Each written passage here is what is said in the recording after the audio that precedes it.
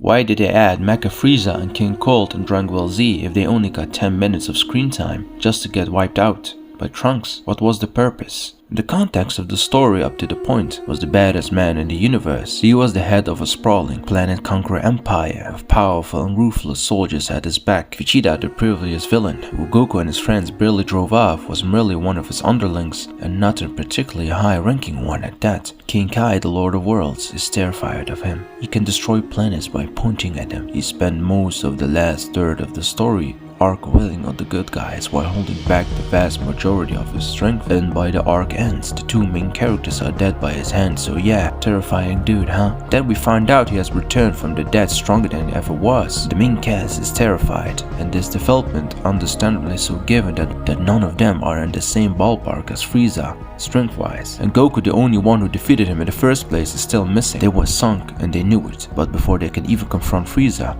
a mysterious young man steps in, becomes the second Super Saiyan in the entire franchise, and cuts Frieza in half like nothing. And then it turns out that he's a time traveler, and he's here to warn about the future.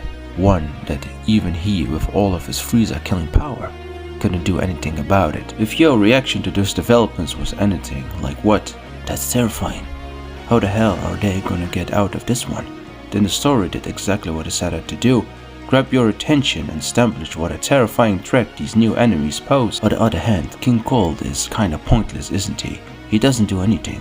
He doesn't say anything, he's no threat. He shows up and dies, and unlike Frieza, he doesn't have the narrative weight for their death to be meaningful to the story. The only role he serves is to be someone who brought Frieza. Frieza showed up and died in order to establish Trunks as a certified badass, which in turn was used to establish the androids as a terrifying threat. King Cold just kinda tag along.